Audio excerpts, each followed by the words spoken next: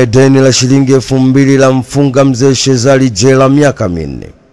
Mahakama Kuu ya Tanzania kanda ya Iringa imemhukumu kifungo cha miaka 4 jela mzee Shezali Kambole mwenye umri wa miaka 74 ambaye ni mkazi wa Sentema kwa kosa la kumchoma na kitu chenye ncha kali ambaye inadaiwa kuwa ni mdeni wake Philibert Bai mwenye umri wa miaka 32 mkazi wa mtaa huo wa Sentema uliopo katika manispaa ya Iringa.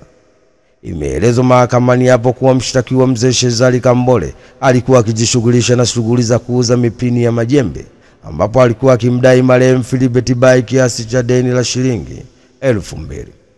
Siku ya tukio imeelezwa kuwa wote walikuwa klabuni wanakunywa pombe. Ndipo mzee Shezali alikumbushia deni lake kwa Philibert, "Wanaomba deni langu." Ndipo marehemu alijibu, "Silipi hilo deni." Baada ya majibizano ya muda mrefu mzee Shezali akaanza kumpiga marehemu sehemu mbalimbali za mwili wake, kisha akamchoma na kitu chenye ncha kali kifuani upande wa kushoto. Imepelekea Philibert kupoteza damu nyingi na kupoteza maisha. Mshtakiwa alipopewa nafasi ya kujitetea alikiri kutenda kosa hilo, huku akiomba mahakama impunguzie adhabu kwa kuwa kosa lake la kwanza, na isitoshe alikuwa na hasira na ulevi, huku akiomba kuwa yeye ni mzee mwenye umri wa miaka 74 na tegemeo kwa familia yake. Hukumu ya kesi ya kuua bila kukusudia ilisomwa na Jaji Angaza Mwaipopo wa Mahakama Kuu ya Tanzania kanda Iringa, na upande wa jamhuri ulisimamiwa na wakili Babati Shengoma pamoja na Majid Matitu, huku upande wa mshtakiwa ukiwasilishwa na wakili Jeli Mungo pamoja na Asifiwe Mwanjelo. Ni taarifa kutoka Iringa. Hatimaye Mahakama Kuu ya Tanzania kanda ya Iringa imemhukumu kifungo cha miaka 4 jela mzee Shezali Kambole mwenye umri wa miaka 74 ambaye ni mkazi wa Sentema katika kosa la kumchoma na kitu chenye ncha kali ambaye inadaiwa kuwa ni mdeni wake Philibert Bai mwenye umri wa miaka 32 mkazi wa mtaa huo wa Sentema uliopo katika manispaa ya Iringa. Rwanda yatoa kauli Ujerumani imeingiza siasa mzozo wa DRC.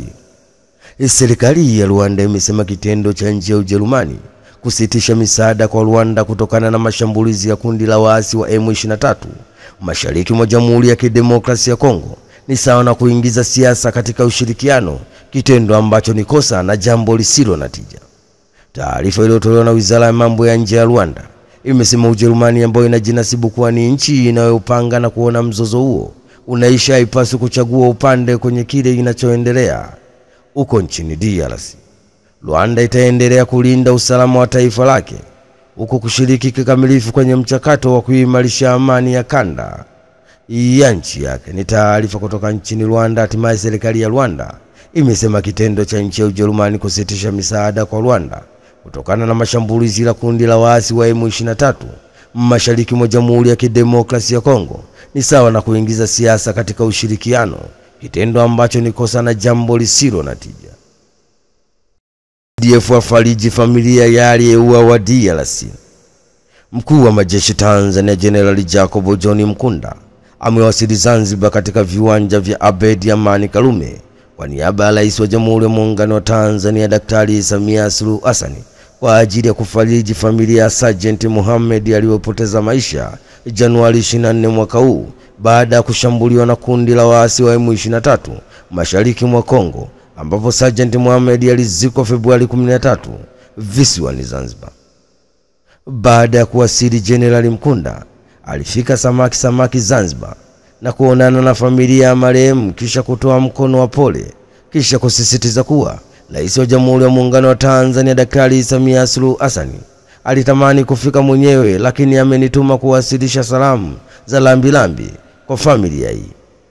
Aidha, General Mkunda alisema Tanzania ilipeleka wanajeshi wake mashariki mwa Jamhuri ya Kidemokrasia ya Kongo kusaidia kurejesha amani, lakini katika mapigano yaliyotokea wanajeshi wawili wa Tanzania waliuawa, ambapo ilisisitiza kuwa mchango wao ni sehemu ya juhudi za kulinda amani katika eneo hilo. Ni taarifa kutoka Zanzibar. Hatimaye mkuu wa majeshi Tanzania General Jacob John Mkunda amewasili Zanzibar katika viwanja vya Abeid Amani Karume kwa niaba ya Rais wa Jamhuri ya Muungano wa Tanzania Daktari Samia Suluhu Hassan kwa ajili ya kuifariji familia ya Sergeant Mohamed aliyepoteza maisha Januari 24 mwaka huu baada ya kushambuliwa na kundi la waasi wa M23 mashariki mwa Kongo, ambapo Sergeant Mohamed alizikwa Februari 13 visiwani Zanzibar. Watu 20 wakamatwa kwa kula mchana mwezi mtukufu wa Ramadhani. Polisi wa Kiislamu katika jimbo la Kano kaskazini mwa Nigeria wamewakamata Waislamu 20 waliokuwa wakila mchana hadharani wakati mwezi mtukufu wa Ramadhani, ambapo pia watu 5 wamekamatwa kwa kuuza chakula, huku naibu kamanda wa polisi Maujaji Muumini akisisitiza kuwa msako huo utaendelea mwezi mzima. Muumini amesema hatua hiyo inalenga kudumisha heshima ya mwezi mtukufu wa Ramadhani, kwani Waislamu wanapaswa kufunga kuanzia alfajiri hadi jua linapozama. Pia ameeleza kuwa wale waliokamatwa tayari wamefikishwa katika mahakama ya sharia kwa ajili ya kuchukuliwa hatua za kisheria. Mbali na hilo, polisi wa Kiislamu wa Isbad pia wamewakamata watu waliovaa mavazi yanayokiuka maadili ya Kiislamu, wakiwemo waliokuwa na nywele zisizoruhusiwa na madereva wa bajaji waliowachanganya abiria wa jinsia tofauti. Mfumo wa sharia unaendelea kutumika katika baadhi ya majimbo kaskazini mwa Nigeria kwa Waislamu tangu kuanzishwa kwake zaidi ya miaka 20 iliyopita. Ni taarifa kutoka nchini Nigeria. Hatimaye polisi wa Kiislamu katika jimbo la Kano kaskazini mwa Nigeria wamewakamata Waislamu 20 waliokutwa wakila mchana hadharani wakati wa mwezi mtukufu wa Ramadhani, ambapo watu 5 wamekamatwa kwa kuuza chakula, huku naibu kamanda wa polisi Maujaji Muumini akisisitiza kuwa msako huo utaendelea mwezi mzima. Hali ya Papa yaimarika kiasi huko Vatican, Italia.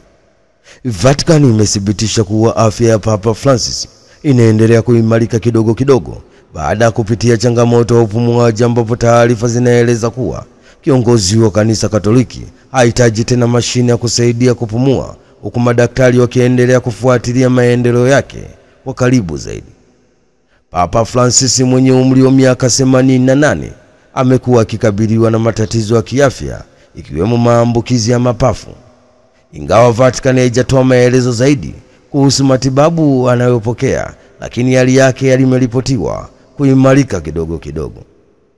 Waumini na viongozi wa kidini duniani kote wamekuwa wakifuatilia kwa karibu afya yake, wakitarajia atarejea katika majukumu yake haraka iwezekanavyo. Ni taarifa kutoka nchini Italia. Hatimaye Vatican imethibitisha kuwa afya ya Papa Francis inaendelea kuimarika kidogo kidogo baada ya kupitia changamoto ya upumuaji, ambapo taarifa zinaeleza kuwa kiongozi wa kanisa Katoliki hahitaji tena mashine ya kusaidia kupumua, huku madaktari wakiendelea kufuatilia maendeleo yake kwa karibu zaidi.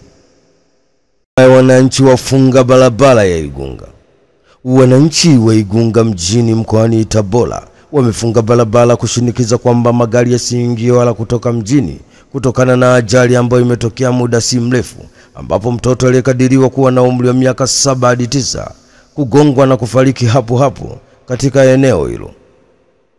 Ripoti kutoka eneo hilo zinasema mkuu wa kituo cha polisi wilaya ya Igunga amefika na kuwaomba wananchi wayaruhusu magari kuondoka ili yawahi safari, ambapo wananchi wamekubali, lakini wametoa sharti kwamba mkuu wa wilaya hiyo afike kuongea na wananchi. Ni taarifa kutoka Igunga. Hatimaye wananchi wa Igunga mjini mkoani Tabora wamefunga barabara kushinikiza kwamba magari yasiingie wala kutoka mjini kutokana na ajali ambayo imetokea muda si mrefu, ambapo mtoto anayekadiriwa kuwa na umri wa miaka 7 hadi 9 kugongwa na kufariki hapo hapo.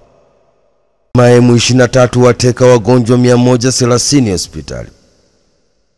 Umoja wa Mataifa umesema wapiganaji wa M23 umewateka karibu watu 130 kutoka hospitali ya mji wa mashariki mwa Jamhuri ya Kidemokrasia ya Kongo, Goma, unaodhibitiwa na waasi hao.